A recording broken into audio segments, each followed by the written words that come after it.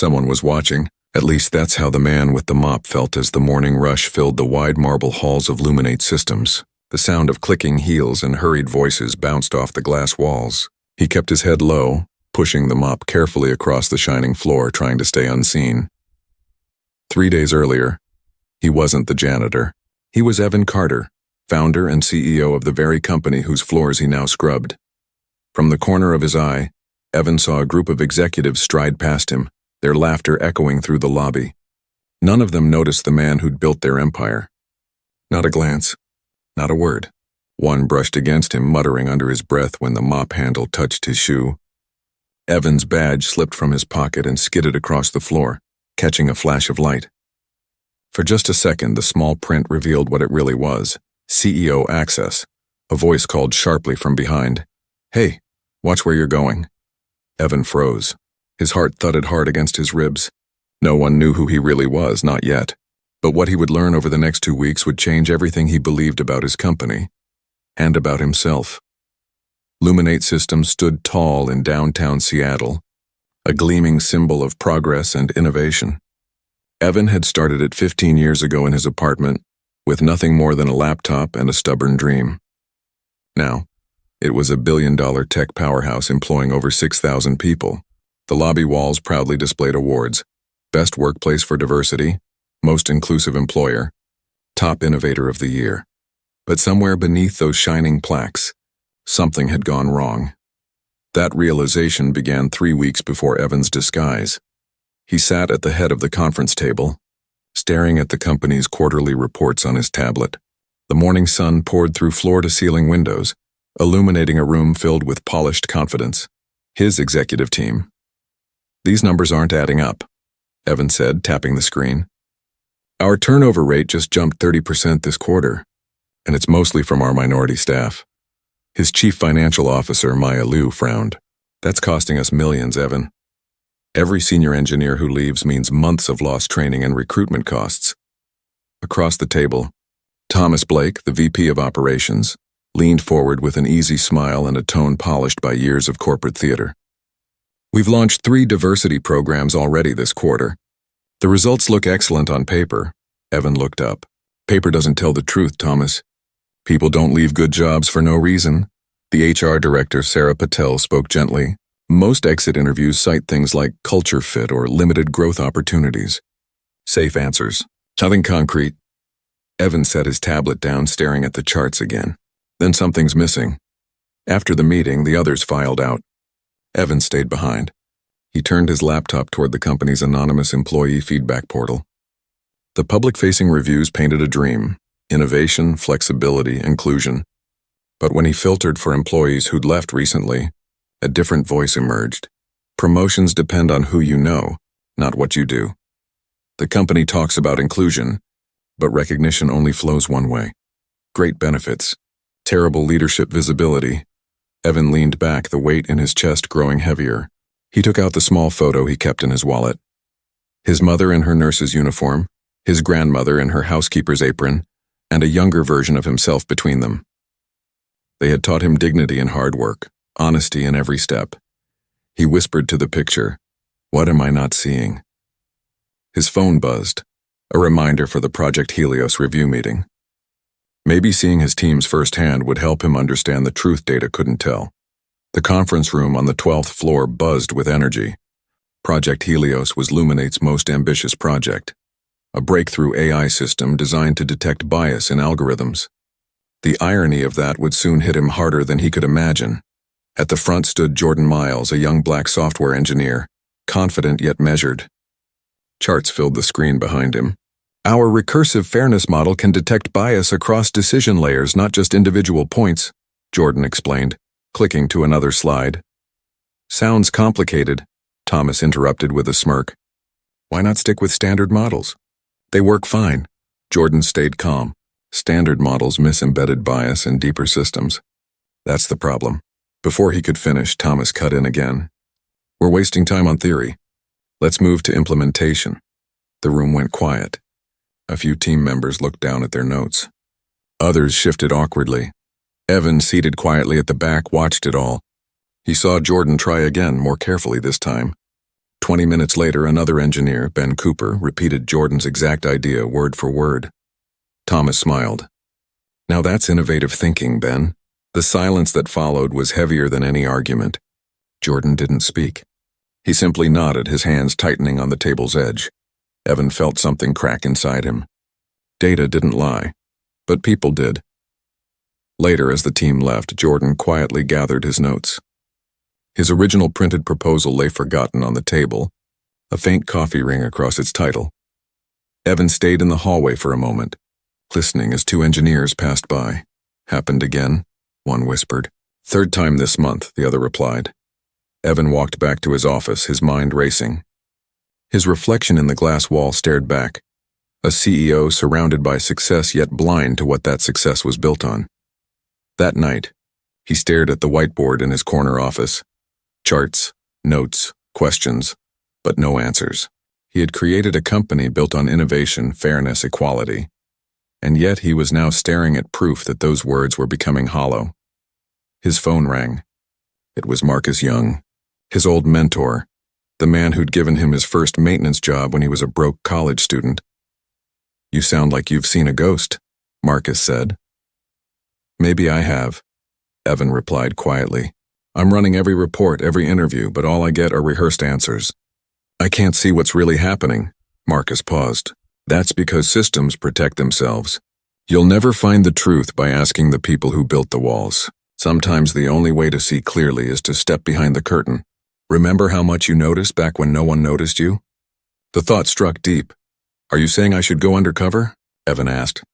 "I'm saying you already know how to blend in. Use that." Evan looked at the photo on his wall, a young janitor holding a mop, smiling with pride on his first day. He realized what he had to do. That night, he called the company that handled Luminate's janitorial services. Within hours, arrangements were made. A new employee named Evan Ross would begin the night shift the next evening.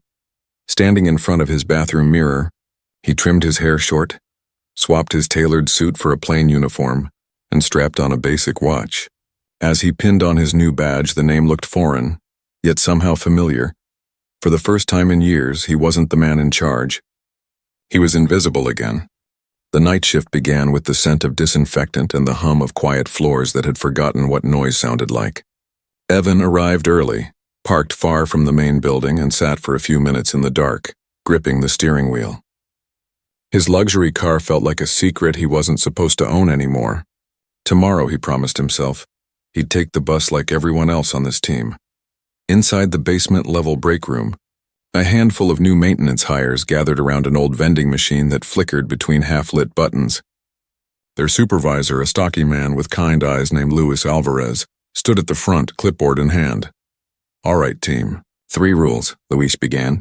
1, you're invisible until something breaks. 2, write everything down in the log. 3, we look out for each other because no one else will. The others nodded. Evan did too, blending into the group. Luis's gaze lingered on him longer than anyone else. "You new to this kind of work?" he asked. Evan hesitated. "Is that a problem?" Luis shook his head. "Not a problem. Your hands tell a story, though. They don't look like they've done this before." He smiled faintly. "Give it a few nights. You'll learn." He handed Evan his assignment sheet. "Floors 12 through 15. That's engineering and executive levels. Keep your head down. Some of them stay late. They don't like being disturbed." Evan nodded, pushing his cart toward the elevator. The metal doors closed, sealing him into his new world. One where no one saw him, no one expected him to speak, and no one cared who he used to be. The work was harder than he remembered. His arms ached from mopping wide stretches of glass hallway. His shoulders burned. Every time an executive passed, they walked straight through his space as if he were furniture. The higher the floor, the colder the looks. On the 12th floor, he found himself cleaning near Jordan's desk. The workstation was neatly arranged, a photo of an older woman beside a row of technical awards. Evan smiled faintly. A grandmother, maybe, he thought. Someone proud. "Hey, could you get the recycling too?" Jordan asked, glancing up. His tone was polite, respectful, the first time that word had entered Evan's night. "No problem," Evan replied, careful to keep his voice steady. "Thanks, man." "Appreciate it." Jordan said with genuine warmth before turning back to his code. That brief moment of decency carried more weight than the thousands of words Evan had heard in boardrooms. He rolled his cart past Thompson's office, now empty or so he thought. Voices drifted out. Thompson was inside with Ben Cooper and a few others. Jordan's approach is too academic, Thompson said, flipping through papers. We'll simplify it and move forward. I'll have him prepare the groundwork for Thursday's meeting, but he doesn't need to present. Let the client team handle that. Basically, let him do the work but give the spotlight to someone else, one engineer murmured. Evan clenched his jaw. He moved his mop slowly, pretending to clean while memorizing every word. That night on the 15th floor, he realized just how invisible he had become. Executives walked by mid-conversation, revealing confidential plans, laughing about restructuring that would affect hundreds of jobs. None of them hesitated to talk in front of him. To them, he was air. At one office, he paused. The doorplate read Thomas Blake, the VP of Operations. Inside, Thomas was meeting with 2 department heads. The diversity numbers for the report look great, Thomas said. 18% increase across all departments. That's what the board wants to see. But retention's still low, one manager pointed out. Some turnover is good, Thomas replied. Keeps the culture strong. We don't need to bend over backwards for people who can't adapt. The words hit Evan like a punch. This wasn't accidental bias. It was a system designed to look fair and act rotten underneath. Later that week, while cleaning the HR offices, Evan noticed stacks of employee files waiting to be processed. He wasn't supposed to read them, but the differences were hard to ignore. Review notes for one employee read ambitious and forward-thinking. For another with nearly identical achievements, aggressive and difficult to manage. The only difference was their background. He flipped through a promotion list, 2 columns of names. One labeled Standard Track, the other Development Track. He recognized several names under Development Track.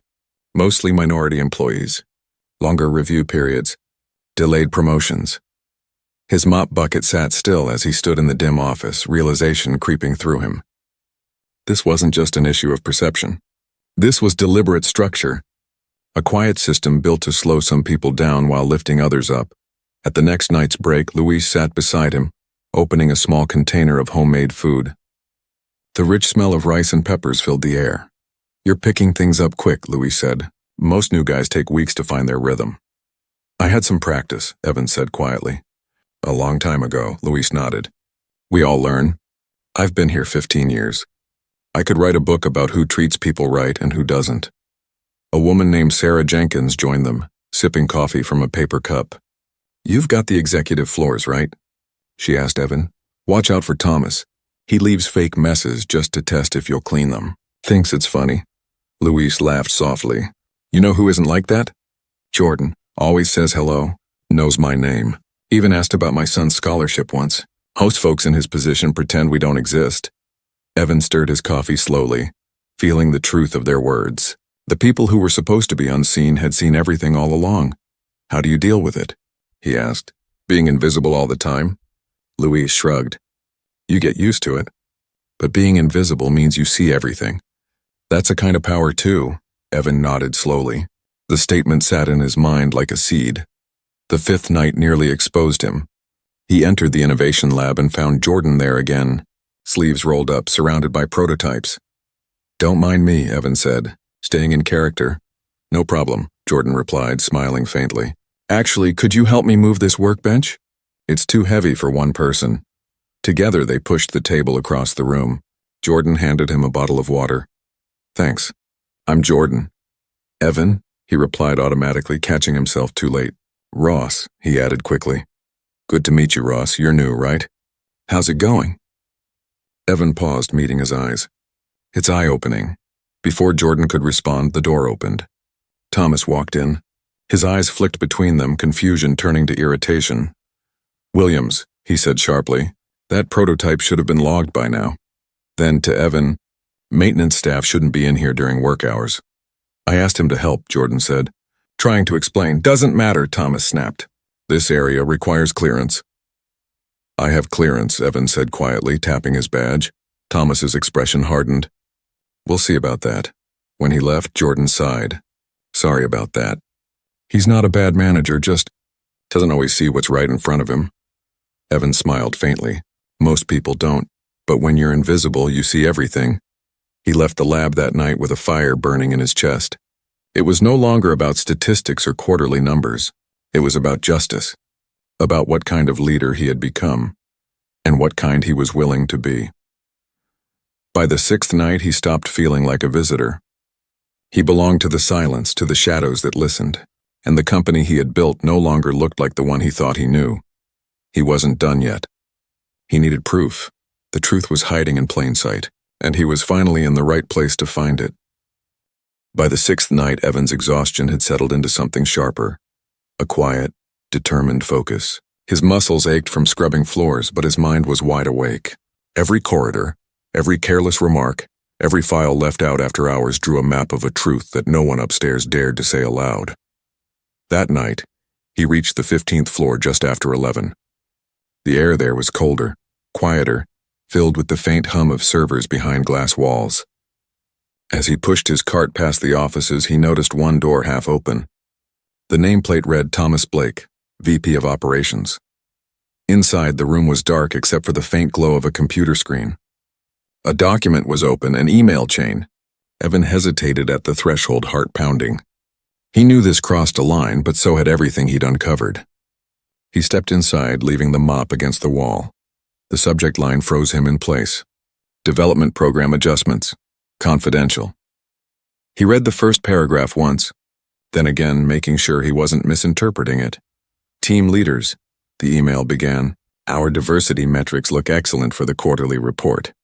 To preserve our competitive culture while meeting external expectations, ensure that all high-potential diverse candidates complete extended evaluations under challenge managers before promotion eligibility. Standard candidates proceed as normal. The next line twisted in his gut. Remember, phrasing such as communication gaps and cultural fit remain acceptable in performance notes. The words hit harder than any insult ever could. This wasn't bias. It was a strategy. A deliberate design to keep appearances polished while slowing down anyone who didn't fit their preferred mold. He scrolled to the bottom of the thread. The sender's name glared from the screen, Thomas Blake. Evan's hands trembled as he pulled out his phone and photographed every inch of the screen. Then he opened a folder labeled Talent Matrix. The spreadsheet inside made his stomach turn. Color-coded categories. Standard track. Challenge track. Each name a life, a career, quietly rerouted. Jordan's name appeared near the middle, marked Extended Review, assigned to Thomas himself. The note beside it read, Excellent technical skill. Requires further evaluation for leadership readiness. The footsteps came before he could react. He closed the folder, grabbed the mop, and began wiping the desk surface just as Thomas walked in mid-call. I didn't schedule cleaning now, Thomas said sharply. Executive floors tonight. Evan replied without looking up. Thomas frowned but continued his call, lowering his voice. Evan finished quickly and pushed his cart into the hallway, forcing himself not to run. Once he reached the elevator, he pulled out his phone. The images were there, clear, undeniable. That night in the maintenance break room, he scrolled through the photos again. His proof, his anger, the missing piece. Luis entered quietly, pouring himself a cup of coffee. You look like you've seen a ghost, he said. Just tired, Evan replied. Luis studied him for a moment, then nodded. Something happened on 12. Blake's been asking about you. Said you were somewhere you shouldn't be. Evan's pulse quickened. Did you tell him anything? I told him you're one of my best. But watch yourself. That man enjoys making trouble for people he thinks can't fight back. Evan nodded. Thanks, Luis. Luis tilted his head. You remind me of someone. Can't place it. Just one of those faces, Evan said with a faint smile. After the shift, Evan sat alone in his car. The maintenance badge hung from his uniform, dull and plastic, while his real executive ID lay beside it. 2 identical photos, 2 different worlds. One opened every door, the other closed most of them. Tomorrow would be his last night undercover. He had enough evidence to expose the system, but he wanted to see one more thing, how deep this rot went. When morning came, he barely slept. The sun filtered through his blinds as if nothing had changed, yet everything had. The weight of what he carried felt heavier than any title he'd ever earned. He arrived at the office early the next evening, long before the rest of the crew. The hallways were still, his reflection flickering across the glass panels. Every step echoed with purpose. By midnight, he was back on the 15th floor. The glow from the skyline painted the city below like molten gold. His company's logo shone across the tower opposite his window, a reminder of what he had built and what he had failed to protect. He looked down at his calloused hands, the hands that once held contracts and now held a mop. For the first time in years, he felt clarity. The truth wasn't hiding in reports or surveys. It lived in the spaces between them. In the quiet moments, the ignored voices, the tired faces no one ever saw. The next morning, the entire leadership team would meet. And Evan Carter would walk into that boardroom, not as a janitor, not as a CEO, but as a man ready to tear down the illusion he had helped create. He had seen his company's soul from the bottom up, and he was ready to make everyone else see it too. The next morning, tension filled the air like static before a storm. The boardroom on the top floor gleamed as always, fresh coffee steaming, glass walls catching the early light, executives murmuring about deadlines and projections. They didn't know what was coming. Maya, the CFO, stood at the head of the table, her expression unreadable. "Thank you for coming on short notice," she began. "We have urgent matters to discuss regarding the company's direction." Thomas glanced at his watch impatiently. Can we get started? Evan should be back from his little retreat by now. Maya's lips twitched. "He'll be joining us shortly." The room quieted. A faint squeak echoed down the hall. The door opened. A janitor entered, pushing a cleaning cart. Heads turned, confusion spreading across the table. Thomas frowned. "What is this? Get him out of here. We're in the middle of a private meeting." The janitor stopped, straightened, and lifted his head. The silence cracked like glass.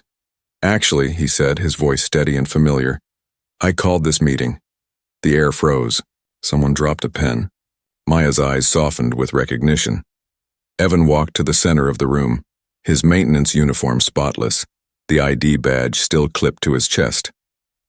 From his pocket, he placed another badge on the table, his CEO credentials. "For the past 2 weeks," he began, "I've been working here under the name Evan Ross. Floors 12 through 15. Night shift." Shock spread through the room. Thomas's face drained of color. Evan looked around, his gaze sharp but calm. "I've learned more about this company in those 2 weeks than I did in the past 2 years sitting in this chair." He tapped the executive badge gently. "The truth doesn't live in reports. It lives in how people treat each other when no one's watching." He turned to the display screen behind him and connected his tablet. The first image appeared, the confidential email thread. "This," Evan said, "is what I found on the operations network." The email projected across the glass wall. Thomas's name sat clearly at the top. Lines of text glowed in harsh contrast. "Maintain public diversity metrics. Extend evaluations for minority staff. Use language like communication issues to delay promotions." The room erupted in murmurs. Thomas shot to his feet. "You're misinterpreting standard procedures. This is taken out of context." Evan's voice didn't rise. "Then explain the spreadsheet that followed." He swiped to the next slide. Names color-coded, columns labeled standard and challenge. Maya spoke quietly, her tone steel. "You built a system to slow down talented people because of who they are." "It's not like that," Thomas snapped. "High standards are good for everyone." Evan turned toward him fully. "Different standards for different people is the definition of discrimination." The silence that followed was heavy, pulsing with the sound of collective realization. Evan continued, his voice steady. "For years we've called ourselves a model company. We handed out awards, took pictures, made speeches about inclusion. But behind closed doors we built walls and called them standards." The door opened again. More footsteps. Luis entered first, followed by Jordan and several others from the maintenance and engineering teams. Their faces were calm but resolute. "I asked them to be here," Evan said, "because they've seen what leadership ignored." Jordan stepped forward holding a folder. "I documented 27 times when my work was dismissed in meetings, then praised when repeated by someone else." His voice was firm, not bitter. "We call it bias. But this was structure," Luis followed. 15 years cleaning these floors. I've seen who says good morning and who pretends not to see us. Funny thing, the ones who ignore us are usually the ones who talk the loudest about company culture. Thomas crossed his arms, jaw tight. So now we're taking advice from janitors? Evan turned to him slowly. That right there is the problem. You still don't see who's standing in front of you. He stepped closer to the table, his voice quiet but carrying power. I built this company to be different, but we let ambition blind us. We created a hierarchy where empathy became optional. Thomas took a step back, his certainty cracking. You're making a mistake. No, Evan said simply. You did. He looked to Maya. Effective immediately, Thomas Blake is terminated. Security will escort him out. The room was silent except for the sound of his own heartbeat. Thomas stared at him, disbelief fading into something colder. You'll regret this. The board already knows, Maya interrupted. They've seen the evidence. They stand with the decision. As security arrived, Thomas tried to protest, but the words died in his throat. He left without another glance. Evan turned to the remaining managers. The rest of you have a choice. You can help rebuild this company honestly, or you can step aside. But the way we've been operating ends today. He took both ID badges from the table, the executive one and the janitor's, and held them side by side. 2 badges, same name. 2 completely different realities. That's the truth we're fixing. The silence lingered until Maya stood, eyes bright with quiet pride. Then let's begin. The tension broke, replaced by something else. A shared understanding that the company's facade had shattered, but what replaced it could finally be real. That afternoon, Evan gathered every department in the largest hall of the building. Word had spread fast. The crowd filled the space wall to wall. Engineers, maintenance crews, interns, executives, standing together for the first time without invisible lines between them. Evan stood at the front, still wearing the maintenance badge beside his executive one. You've all heard the rumors, he began. Now you'll hear the truth. He told them everything. The hidden evaluations, the double standards, the undercover nights. Not to shame, but to reveal. The hall stayed silent, not with fear, but with attention. We became good at pretending, Evan said, but pretending doesn't build trust. It builds resentment. Starting today, we rebuild from the ground up. He introduced a series of new policies, clear promotion criteria, blind reviews, open reporting systems, and an ethics council led by employees from every department. Then he gestured toward Luis, who stepped forward slowly, still in his work shirt. Luis Alvarez will chair our new Culture and Ethics Council, Evan announced. He spent 15 years watching what most of us never noticed. From now on, that perspective will guide us. A ripple moved through the crowd, surprise, then applause. Luis bowed his head, humbled. We've been invisible a long time, he said. It's about time someone looked our way. Next, Evan called Jordan forward. And Jordan Miles will lead our innovation integrity team, ensuring credit and opportunity are shared where they belong. Jordan nodded, his voice steady. Real progress isn't about who talks loudest. It's about who listens longest. The applause grew louder. For the first time, it wasn't polite, it was proud. Evan looked across the room, seeing something he hadn't seen in years. Hope. Real hope. Change had begun, but he knew it wasn't over. Transformation would take time, but the foundation was shifting and he could feel it beneath his feet. He ended the meeting with one quiet promise. This company started in my living room with nothing but an idea. It nearly lost its soul chasing success. Now we rebuild, not for profit, but for people. Because without people, success means nothing. As the crowd dispersed, Luis lingered beside him. You really did it, he said softly. Evan smiled. No, we did.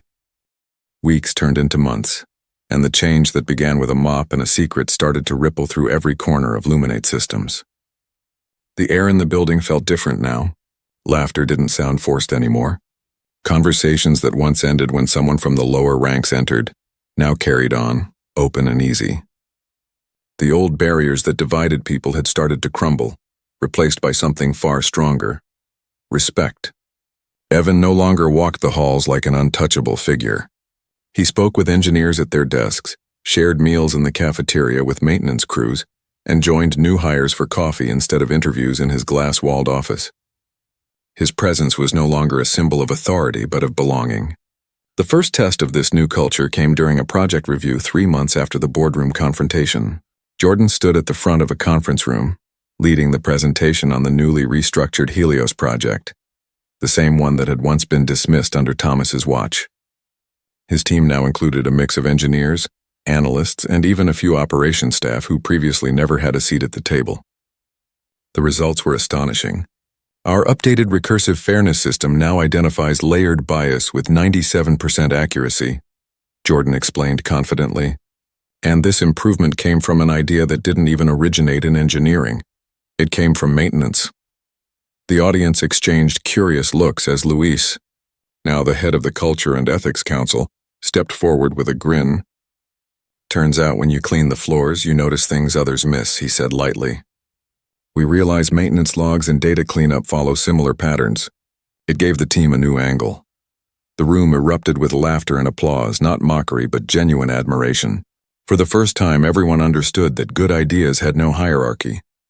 After the meeting, Evan walked through the atrium, pausing to look at the people around him. He noticed the small changes most leaders never did. The way executives now held doors open for janitors, how interns freely spoke up in meetings, how names from every background appeared on innovation reports and patent filings. The transformation wasn't just structural. It was human. Later that afternoon, he joined Luis for coffee in the company cafe, the same spot where they'd once shared quiet conversations in secret. "You know," Luis said, stirring his cup, "for the first time in years, people stay late because they want to, not because they're afraid to leave." Evan smiled. That's the difference between working for a company and belonging to one. They watched as Jordan and another engineer waved over a member of the cleaning team, asking her opinion on a prototype's interface. The woman hesitated, then pointed out a flaw none of them had seen. Her suggestion was logged immediately into the system under her name. "She'll see her name on that project report next month," Luis said, his voice filled with quiet pride. "That's the kind of recognition that changes everything," Evan replied. He opened his phone to check the latest metrics. Employee retention up by 60%. Promotion equity balanced across all departments. Innovation output doubled. But the numbers only told part of the story. The real proof was in the smiles, in the way people greeted one another, in the way the invisible had become visible. That evening, as the sun dipped behind the skyline, the company held a gathering in the central atrium. It wasn't a formal event, no speeches, no ceremony. Just people celebrating what they had rebuilt together. Music played softly. The smell of food filled the air. Someone from accounting danced with a programmer. An engineer taught a janitor how to use a VR headset. For the first time, everyone was part of the same story. Evan stood at the edge of the crowd watching, his heart full. Jordan approached, his tie loosened, a smile on his face. "You know," he said, "I used to think justice in the workplace was a dream. But you proved something. You don't fix a system by polishing it. You rebuild it from the ground up." Evan laughed softly. "I didn't rebuild it alone. Every person here did. You just needed someone to remind you how much power you already had." Luis joined them, holding 2 drinks. "You've done something rare," he said, handing one to Evan. "You didn't just change policy, you changed perspective." Evan nodded, taking a sip. "Perspective is everything. When I was invisible, I saw more truth than I ever did in a boardroom. And now I know. I never want to lose that view again." At that moment, Maya walked up and pointed toward the far wall where a new plaque had just been mounted. The engraved words caught the light. "Invisible doesn't mean unseen. In honor of those who showed us what leadership truly looks like." Evan stared at the plaque, the words sinking deep. It was dedicated to the maintenance team, the ones who had always noticed what others ignored. He felt something loosen inside him, a release of guilt replaced by gratitude. "We used to think visibility was power," he said quietly. "Turns out humility is." As the night went on, laughter filled the building, the kind that echoed with peace rather than pressure. The new Luminate wasn't perfect, but it was honest, and that made all the difference. When the crowd began to thin, Evan slipped away to his office. On the wall hung a framed memory, a simple maintenance badge beside his old executive one. 2 sides of the same journey. He stood there for a long moment, then switched off the lights and looked out at the city. The skyline reflected in the glass, bright and alive. A year ago, he had gone undercover searching for truth. What he found was a reminder of why he'd built this company in the first place. Not for power, but for people. And as he turned to leave, he whispered the words that had carried him through every long night, every quiet discovery, every moment of doubt. Leadership isn't about being seen. It's about seeing. He walked out of the office, leaving both badges side by side on the desk, equal at last.